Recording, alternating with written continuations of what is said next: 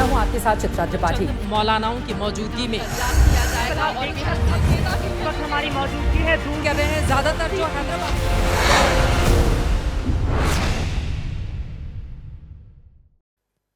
Orient Bell tiles studio से आप देख रहे हैं एबीपी न्यूज।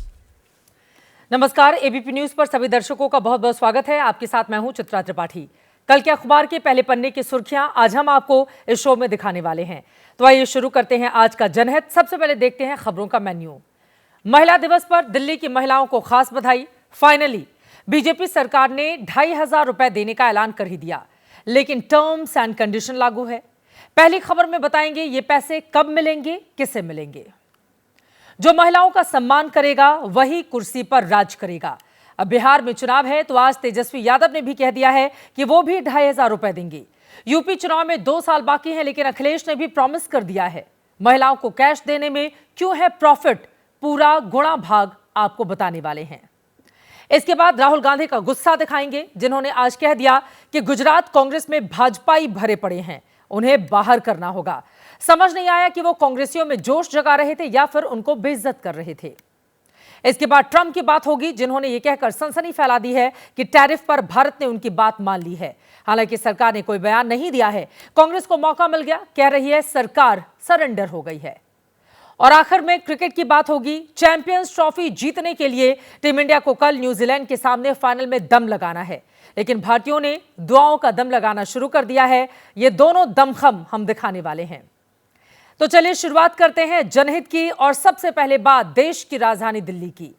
एबीपी न्यूज पर एक बार फिर से देश की सभी माताओं बहनों को महिला दिवस की बधाई, और दिल्ली की महिलाओं को विशेष बधाई, क्योंकि जिस ऐलान का इंतजार उन्हें 15 दिन से था वो आज पूरा हो गया है। आज जनहित में महिला सम्मान पर थोड़ा डिटेल में बात करेंगे। पहले दिल्ली की बात बता दें, जहां महिला समृद्धि योजना को रेखा गुप्ता कैबिनेट से मंजूरी मिल गई है। 5100 करोड़ रुपए का फंड भी रिलीज हो गया है। अब बस क्राइटेरिया तय होना बाकी है और पोर्टल लॉन्च होना है। महिलाओं के खाते में 2,500 कैश अभी आया नहीं है, लेकिन आएगा जरूर, यह तय हो गया है। लेकिन अभी कुछ और चीजें आपको जाननी है, वो ये कि दिल्ली की किन महिलाओं को ये रुपए मिलेंगे और उन्हें कब मिलेंगे।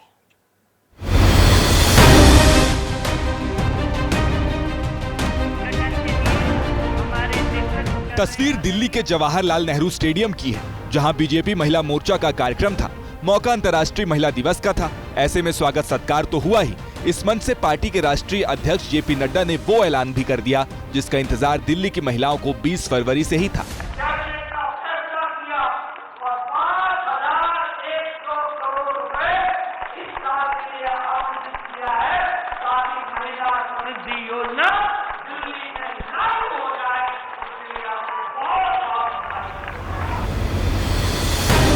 बीजेपी का वादा था दिल्ली में जीतेंगे तो महिलाओं को हर महीने 2,500 रुपए देंगे। वादे के मुताबिक फैसला पहली कैबिनेट बैठक में ही होना था और 8 मार्च को पहली किश्त भी मिल जानी थी। इसे लेकर आम आदमी पार्टी 20 फरवरी को शपथ के दिन से ही रेखा सरकार को घेर रही थी। आज बीजेपी ने कह दिया वादा करते हैं तो निभाते भी हैं। महिला दिवस के अवसर को सदुपयोग करते हुए दिल्ली की बहनों से जो वायदा हमने महिला समृद्धि योजना के तहत किया था कि दिल्ली की गरीब बहन को 2,500 रुपए प्रति माह देने की बात, आज उसको हमने कैबिनेट में मोहर लगा दी। तो अब महिला समृद्धि योजना पर मुहर लग चुकी है, बस इसे अंतिम रूपरेखा मिलनी बाकी है, जिसके लिए सीएम रेखा गुप्ता की अगुवाई में 4 सदस्यों की समिति बनाई गई है, जिसमें मुख्यमंत्री के साथ मंत्री परवेश वर्मा, आशीष सूद और कपिल मिश्रा शामिल हैं। ये समिति ही महिला समृद्धि योजना के लिए पात्रता तय करेगी। दिल्ली में 72 लाख से ज्यादा महिला वोटर हैं। इनमें से करीब 20 लाख को महिला समृद्धि योजना के तहत हर महीने 2,500 रुपए मिलने का अनुमान है। इस पर अंतिम फैसले के बाद पोर्टल लॉन्च किया जाएगा, जिसके जरिए लाभार्थी महिलाएं रजिस्ट्रेशन करा पाएंगी। इस स्कीम के लिए 5,100 करोड़ रुपए जारी भी कर दिए गए हैं। पहल शुरू हो चुकी है, लेकिन विपक्ष इसके बाद भी इसे बीजेपी का जुमला बता रहा है।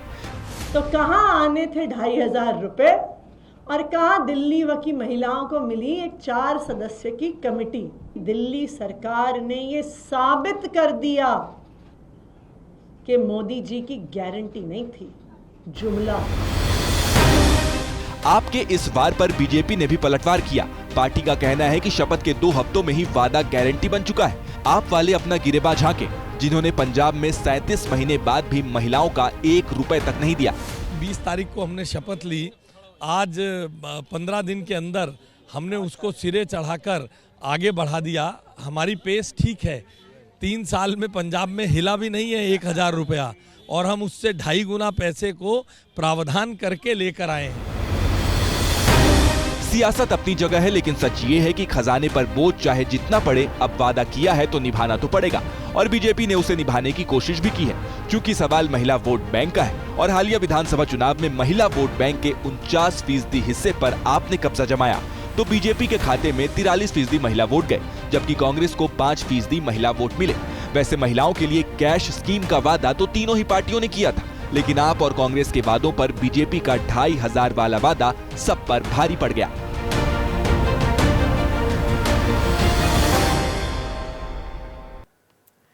तो अब मानकर चलें कि जो भी महिलाओं का कैश से सम्मान करेगा वही कुर्सी पर राज करेगा। ये मैं ऐसे ही नहीं कह रही, इसके राजनीतिक संकेत साफ साफ दिखाई दे रहे हैं। अब अगला चुनाव बिहार में होना है, इसीलिए वहां भी महिलाओं को कैश बेनिफिट देकर सियासी प्रॉफिट का खेल शुरू हो चुका है। आज ये दांव आरजेडी ने चला। बिहार में महिला सम्मान की ये रेस कैसी है, इस रिपोर्ट में देखिए।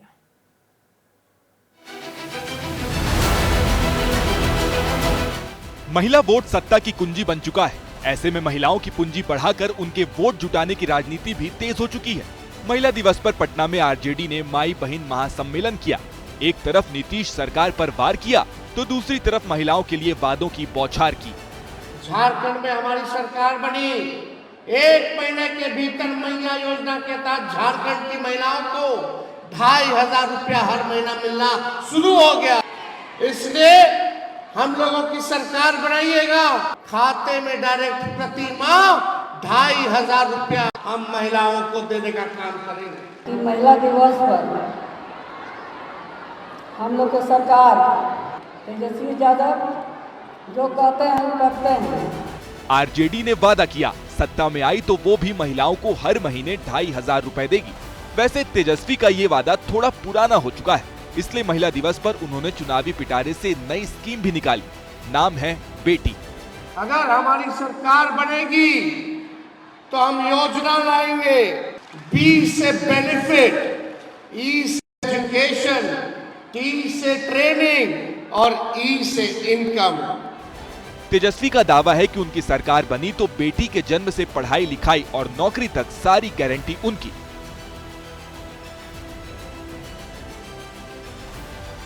लेकिन बीजेपी ने तेजस्वी के इस वोट दाव में तुरंत खोट देख ली। कहा, लालू परिवार की बेटी स्कीम सिर्फ उनके घर की 4 दीवारी तक ही सीमित है। तेजस्वी यादव जी बात करते हैं बेटी योजना की। इनकी बेटी योजना, माई बहन योजना, कोई भी 10 सर्कुलर रोड से बाहर नहीं जाता।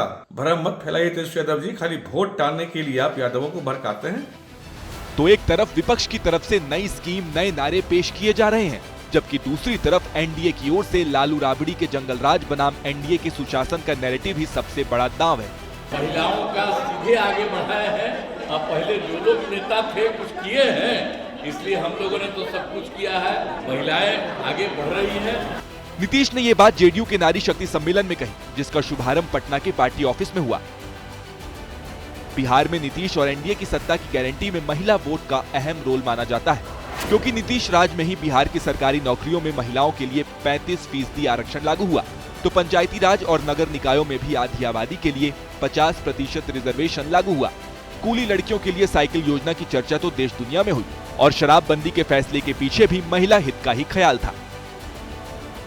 इन फैसलों का फलसफा ये हुआ कि 2005 से ही हर चुनाव में नीतीश का चेहरा जीत की गारंटी बन गया।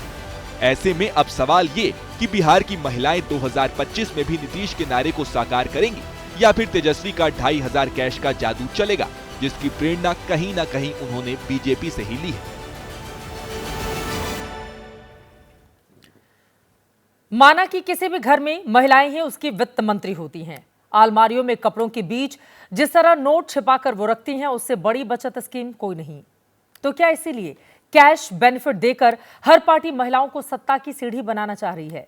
चुनाव में महिला वोट के लिए नोट का गणित कैसे काम करता है और इसका कुल बजट क्या होता है, अब ये भी समझिए।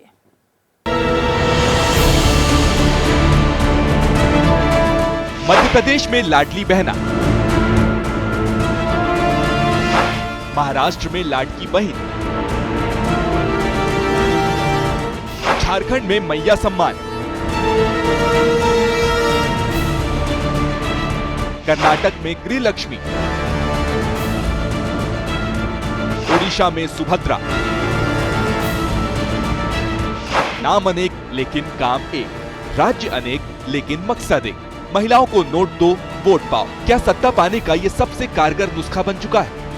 निश्चित रूप से, क्योंकि महिलाओं में आत्मविश्वास बढ़ता है, महिलाओं का सशक्तिकरण होता है, तो इसलिए कैश की होती है, डीबीटी जो होती है वो बहुत फायदा करती है और उनको लगता है कि हमारे पास एक मुश्त एक रकम आ रही है। वादे तो सभी राजनीतिक दल करते हैं, लेकिन महिलाओं के बहुमत की गारंटी किसी एक को ही मिल पाती है, और जिसे ये गारंटी मिल गई उसकी जीत भी पक्की। एमपी, महाराष्ट्र और दिल्ली में इसका असर देखने के बाद अब अखिलेश यादव ने भी सत्ता की इस सीढ़ी के इस्तेमाल का ऐलान किया है। उन्होंने 2027 में स्त्री सम्मान समृद्धि योजना लाने का वादा किया। इसमें सीधे महिलाओं के बैंक खाते में कैश, महिलाओं युवतियों को मोबाइल और प्रतिभावान छात्राओं को लैपटॉप देने जैसे वादे शामिल। समाजवादी पार्टी की जैसे ही उत्तर प्रदेश में 2027 में सरकार बनेगी, उत्तर प्रदेश की माताओं बहनों को स्त्री समृद्धि सम्मान योजना से तुरंत उत्तर प्रदेश में समाजवादी पार्टी पहले कैबिनेट की पहली कलम से माताओं बहनों को समृद्धि का रास्ता प्रशस्त करेगी। लोकसभा चुनाव में यूपी में बम्पर जीत से समाजवादी पार्टी के हौसले 7वें आसमान पर हैं। ऐसे में अब महिलाओं को कैश का वादा कर अखिलेश यादव ने 2027 की जंग के लिए अपना तुरुफ का इक्का चल दिया है। लेकिन क्या वो हरियाणा, महाराष्ट्र और दिल्ली फतह कर चुकी बीजेपी के विजय रथ को रोक पाएंगे? 2027 में क्या होगा इसका अभी से अंदाजा लगाना मुश्किल है, क्योंकि दिल्ली में महिलाओं को कैश देने के वादे तो सबने किए थे, लेकिन महिला वोटर्स का भरोसा बीजेपी ही जीत पाई। हालांकि इसके उलट झारखंड की महिलाओं ने बीजेपी के बजाय जेएमएम की अगुवाई वाले महागठबंधन के वादे पर विश्वास किया था। जहां मैया सम्मान योजना के तहत महिलाओं को हर महीने 2,500 रुपए मिल रहे हैं। विपक्षी पार्टियों की सत्ता वाले राज्यों में कर्नाटक में गृह लक्ष्मी योजना के तहत महिलाओं को हर महीने 2,000 रुपए दिए जा रहे हैं, तो तमिलनाडु में मगलिर उरिमाई थोगाई योजना के तहत हर महीने 1,000 रुपए मिल रहे हैं। पश्चिम बंगाल की लक्ष्मीर भंडार योजना के तहत 1,200 रुपए दिए जा रहे हैं। इनके अलावा बीजेपी शासित राज्यों में मध्य प्रदेश में लाडली बहना योजना के तहत 1,250, महाराष्ट्र में लाडकी बहन योजना के तहत 1,500, छत्तीसगढ़ में महतारी बंधन योजना के तहत 1,000 और असम में अरुणोदय योजना के तहत 1,250 रुपए मिल रहे हैं। और अब अपने वादे के मुताबिक बीजेपी ने दिल्ली में भी महिला समृद्धि योजना लागू करने की पहल शुरू कर दी है। साथ ही हरियाणा में भी लाडो लक्ष्मी योजना लाने की तैयारी की जा रही है। वहीं पंजाब में आम आदमी पार्टी की सरकार बनने के 3 साल बाद भी महिलाओं को कैश देने वाली स्कीम अभी तक लागू नहीं हो पाई है। आलम यह है कि महिलाओं को कैश देने का ट्रेंड सिर्फ 1 या 2 राज्यों तक सीमित नहीं है, बल्कि कई राज्यों में ऐसी योजनाएं चल रही हैं। राजनीतिक जानकारों का मानना है कि धर्म और जाति से परे एक नया वोट बैंक तैयार हो चुका है, और वो है महिला वोट बैंक, जिसे कैश स्कीम के जरिए लुभाने की होड़ मची है। हाँ, महिलाओं का जो वोट है उसके कारण जाति समीकरण गड़बड़ा रहा, क्योंकि हर वर्ग, हर जाति की महिला जो है उस पार्टी की तरफ उसका रुझान रहता है जिस पार्टी से उसको डायरेक्ट बेनिफिट मिलता है। तो फ्री योजना यदि महिलाओं को मिल रही है तो उसका लाभ तो उस पार्टी को मिलेगा।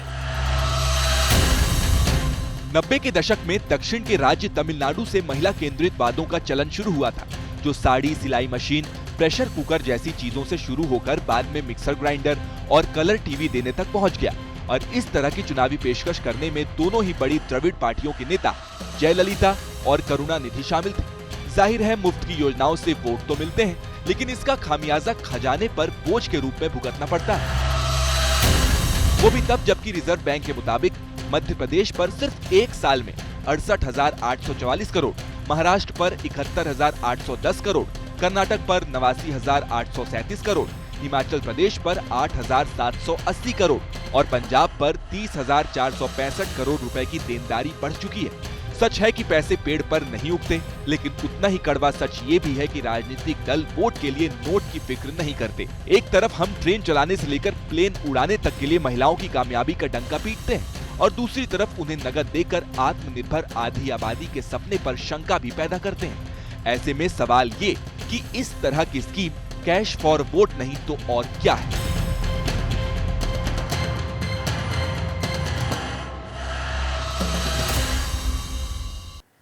और अब बात अमेरिकी राष्ट्रपति डोनाल्ड ट्रंप की, जिन्होंने भारत में नई सियासी खलबली मचाने की कोशिश की है। ट्रंप ने कहा है कि टैरिफ घटाने पर वो जो भारत से चाहते थे उसके लिए भारत मान गया है, जबकि भारत सरकार ने इस पर कोई बयान ही नहीं दिया है। अब विपक्ष हमला कर रहा है कि सरकार देश को अंधेरे में रख रही है। क्या टैरिफ पर भारत और अमेरिका की कोई डील हो गई है? क्या अमेरिका के लिए भारत और टैरिफ घटाने को तैयार है? And whatever they tariff us, other countries, we will tariff them. That's reciprocal, back and forth.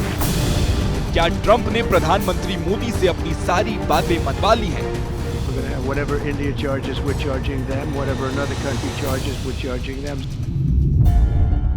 ये वो 3 बड़े सवाल हैं जो अमेरिकी राष्ट्रपति डोनाल्ड ट्रंप ने अपने एक बयान से भारतीयों के दिमाग में उठाने की और उनसे खलबली मचाने की कोशिश की है। कह सकते हैं कि भारत को लेकर डोनाल्ड ट्रंप की ये सबसे नई सनसनी है।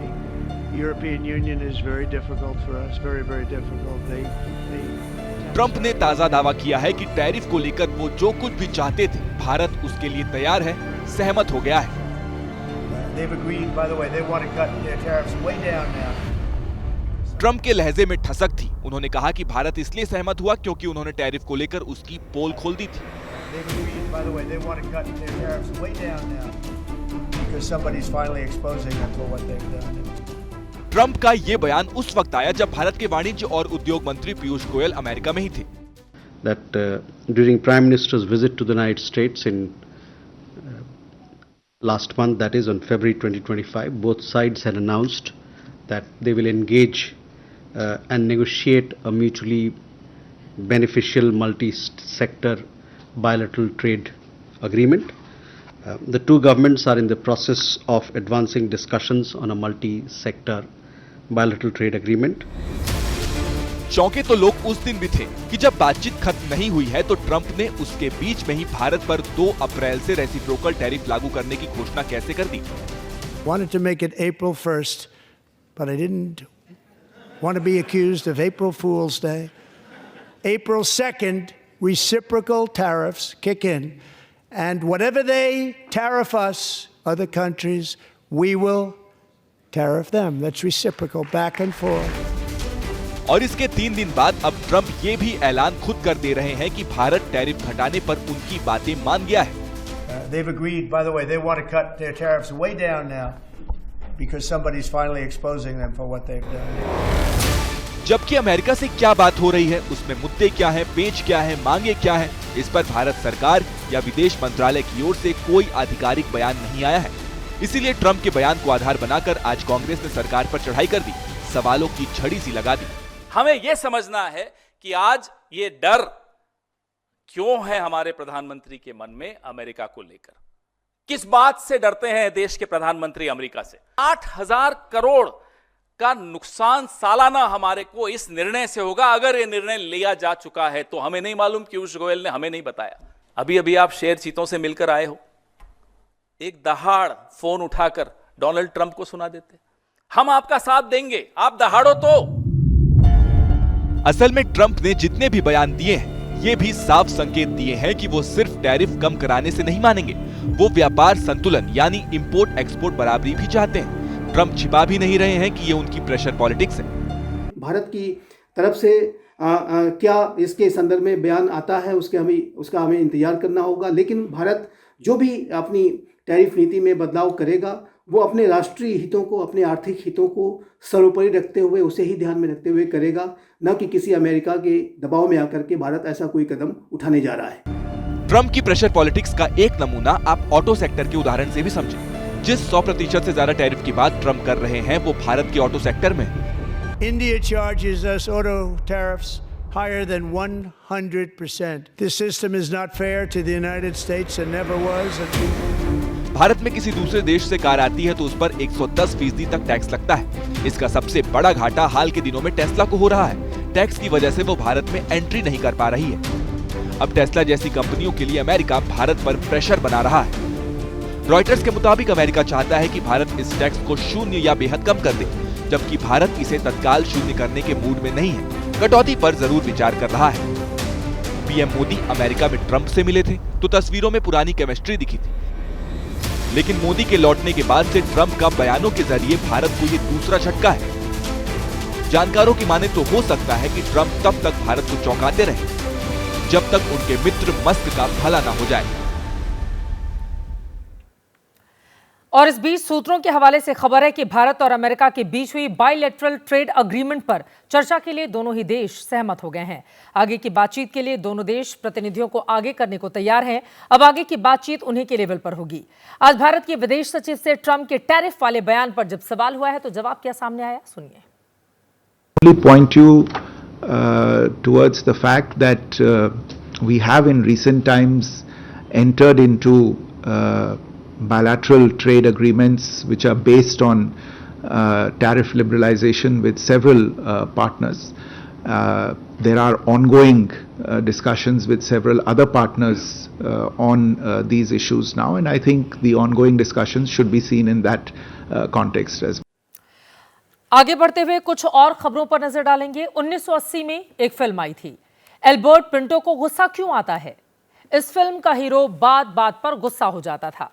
फिल्म का जानदार मोड़ वो था जब एल्बर्ट पिंटो को पता चलता है कि उसे गुस्सा करना किसी और पर था, लेकिन वो कर किसी और पर रहा था। ऐसा ही गुस्सा आज गुजरात में राहुल गांधी को आया। उन्होंने कहा कि गुजरात कांग्रेस में भाजपाई भरे पड़े हैं और इन्हें चुन चुन कर बाहर निकालना होगा। राहुल के भाषण पर कांग्रेसियों ने खूब तालियां पीटी, लेकिन भाषण के सार को लेकर कंफ्यूजन है कि राहुल अपने ही कार्यकर्ताओं को बेइज्जत कर रहे थे या खुद को कोस रहे थे या फिर कांग्रेस की बदनसीबी और बेबसी का इजहार कर रहे थे। गांधी का गुजरात, जहां 1930 में दांडी यात्रा में महात्मा गांधी के पीछे पूरा देश चल पड़ा था। वो गुजरात जिसे लेकर कांग्रेस आरोप लगाती है कि ये अब गांधी का नहीं रहा बल्कि मोदी का हो गया है। वो गुजरात जहां कोई भी कांग्रेसी ज्यादा दिन गांधी का नहीं रह पाता है, मोदी के पाले में चला जाता है। लेकिन राहुल गांधी के गुजरात दौरे के दूसरे दिन फिर भी कांग्रेसियों की ठीक ठाक भीड़ जुटी। गुजरात के दूर दूर से कांग्रेसी अहमदाबाद पहुंचे ताकि राहुल को अपना दर्द सुना सके और बीजेपी से लड़ने के टिप्स ले सके।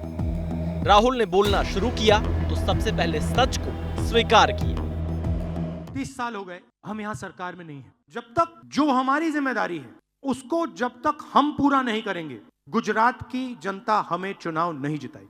जिस दिन हमने अपनी जिम्मेदारी पूरी कर दी, उस दिन मैं आपको गारंटी करके कहता हूं कि गुजरात के सारे लोग कांग्रेस पार्टी को अपना समर्थन दे देंगे। मैं डर के नहीं बोल रहा हूं, मैं शर्मा के नहीं बोल रहा हूं। चाहे हमारे कार्यकर्ता हो, चाहे राहुल गांधी हो, चाहे हमारे जनरल सेक्रेटरी हो, चाहे हमारे पीसीसी प्रेसिडेंट हो, हम गुजरात को रास्ता नहीं दिखा पा रहे। हमारे नेताओं को, और मैं इसमें अपने आप को भी जोड़ रहा हूं, हमारे नेताओं को गुजरात की जनता के बीच में, घर में जाना पड़ेगा, उनकी आवाज सुननी पड़ेगी। आप हमसे चाहते क्या हो, हम आपके लिए क्या कर सकते हैं। गुजरात में कांग्रेस 30 साल से सत्ता में नहीं है। पार्टी के वोटों का ग्राफ भी हर चुनाव के साथ पाताल की ओर जा रहा है। लोकसभा में 1984 में गुजरात की 26 में से 24 सीटें जीतने वाली कांग्रेस का स्कोर 2014 और 2019 के चुनाव में 0 था। 2024 के लोकसभा चुनाव में कांग्रेस सिर्फ 1 सीट जीत पाई। गुजरात विधानसभा चुनाव में 1985 के गुजरात विधानसभा में 55% वोट शेयर के साथ कांग्रेस के 149 विधायक चुने गए थे, जो 2022 के बीते चुनाव में 27% वोट शेयर के साथ सिर्फ 17 रह गए और इनमें से भी अब सिर्फ 12 ही रह गए। 5 बीजेपी के पाले में चले गए। राहुल गांधी ने एक तरफ तो कबूला कि कांग्रेस आम जनता से दूर हो गई है, लेकिन दूसरे ही पल ये भी कह दिया कि पार्टी के अंदर बहुत भाजपाई घुस गए हैं। कार्यकर्ता सन्न रह गए जब राहुल ने उनमें से कई को भाजपाई एजेंट बता दिया। गुजरात की जो लीडरशिप है उसमें 2 तरीके के लोग हैं। डिवीजन है, एक है जो जनता के साथ खड़ा है और जिसके दिल में कांग्रेस पार्टी की विचारधारा है, और दूसरा है जो जनता से कटा हुआ है और उसमें से आधे बीजेपी से मिले हैं। राहुल ने कांग्रेस में घुसे ऐसे भाजपाइयों को बाहर निकालने की बात भी कही। हालांकि गुजरात में कांग्रेस से निराश होकर कार्यकर्ता खुद बीजेपी की तरफ जा रहे हैं और ये सिलसिला काफी पुराना है। एक वक्त था जब कांग्रेस हार्दिक पटेल और अल्पेश ठाकोर के दम पर गुजरात में हवा बदलती देख रही थी, लेकिन 18 जुलाई 2019 को विधायक और ओबीसी नेता कल्पेश ठाकुर कांग्रेस छोड़कर बीजेपी में चले गए।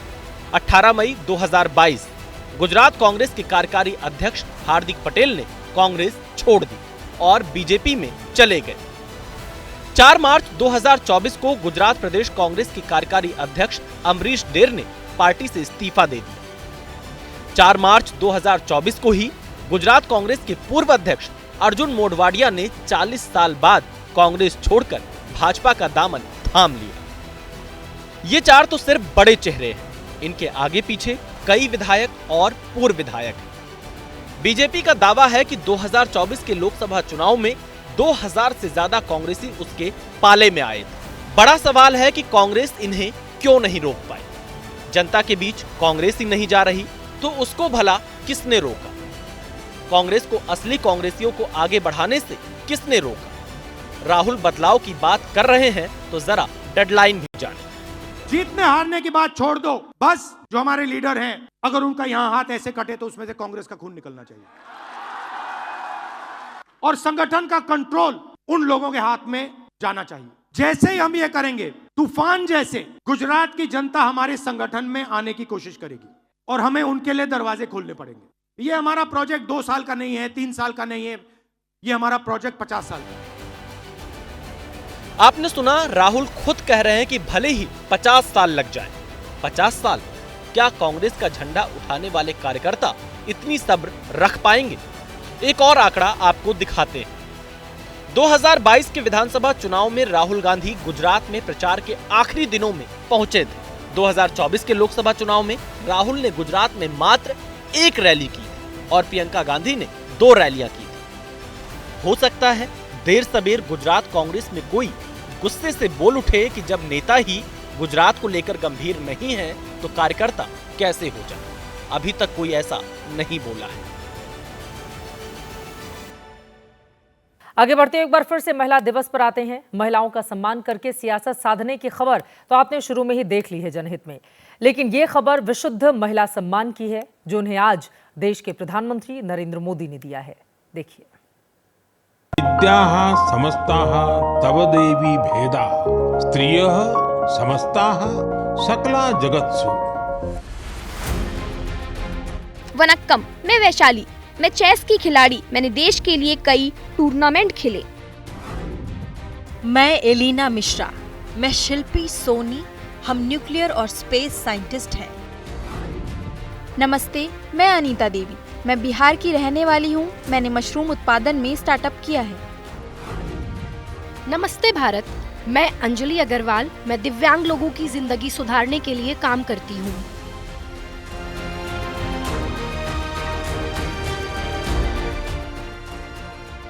ऐसी कई महिलाएं थी जिन्होंने मिलकर आज प्रधानमंत्री मोदी का सोशल मीडिया हैंडल संभाला और अपनी बातों से, अपने काम के बारे में पोस्ट करके सबने देश और दुनिया की महिलाओं को मोटिवेट किया।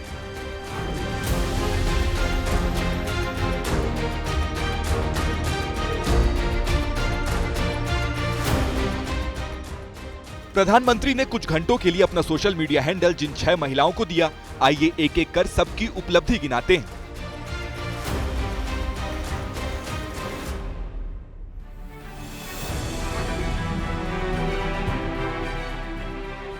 शुरुआत अंजलि अग्रवाल से। डॉक्टर अंजलि अग्रवाल सामर्थ्यम नाम की संस्था चलाती हैं। खुद व्हीलचेयर पर हैं, लेकिन पिछले 3 दशक से ज्यादा समय से दिव्यांग और महिलाओं के लिए काम कर रही हैं। आज मैं बहुत प्राउड फील कर रही हूँ और ऑनर्ड हूँ कि नरेंद्र मोदी जी ने मुझे ये मौका दिया है कि मैं उनके सोशल मीडिया को सारा कैप्चर कर पाऊँ। ये कैप्चर मेरे लिए नहीं है, सभी उन महिलाओं के लिए है जिनको एम्पावर्ड होने की जरूरत है। अजयता शाह भी इस लिस्ट में है। वो एक एंटरप्रेन्योर है, जो ग्रामीण क्षेत्र की महिलाओं को आर्थिक और तकनीकी रूप से सशक्त बना रही हैं। बिहार के नालंदा की रहने वाली अनीता देवी भी एंटरप्रेन्योर हैं। गांव में रहने वाली अनीता ने 2016 में स्टार्टअप के बारे में जाना और 9 साल पहले अपनी कंपनी बना ली। आज वो मशरूम उत्पादन में बड़ा नाम कमा रही हैं। स्पेस और न्यूक्लियर साइंटिस्ट एलिना मिश्रा और शिल्पी सोनी को भी प्रधानमंत्री मोदी ने अपना सोशल मीडिया हैंडल दिया। दोनों ने अपने अपने सेक्टर्स में महिलाओं की भागीदारी के बारे में बताया। मुंबई में एलिना और एमपी के सागर में शिल्पी के घरवाले उन दोनों पर फख्र महसूस कर रहे हैं। मैं बहुत आभारी हूँ और ग्रेटफुल हूँ कि मुझे इसके लिए चुना गया और मुझे एक मौका मिला कि एक दिन के लिए प्राइम मिनिस्टर मोदी जी का सोशल मीडिया का अकाउंट हैंडल कर सकें, जिससे हम अपनी जो है लाइफ की जर्नी और अपने काम को सबके सामने ला सकें। महिलाओं को एक और तरीके से भी सम्मान दिया गया। प्रधानमंत्री मोदी आज गुजरात के नवसारी में थे तो उनकी सुरक्षा का पूरा जिम्मा महिलाओं के पास था। ये लखपति दीदी से जुड़ा हुआ कार्यक्रम था जिसमें पीएम की सुरक्षा की जिम्मेदारी सिर्फ महिला पुलिसकर्मियों ने निभाई। कार्यक्रम स्थल पर पहुंचने से लेकर मंच तक और प्रधानमंत्री के वहां से लौटने तक गुजरात की महिला गृह सचिव से लेकर 2000 से ज्यादा पुलिसकर्मियों तक सिर्फ और सिर्फ महिलाएं ही थीं।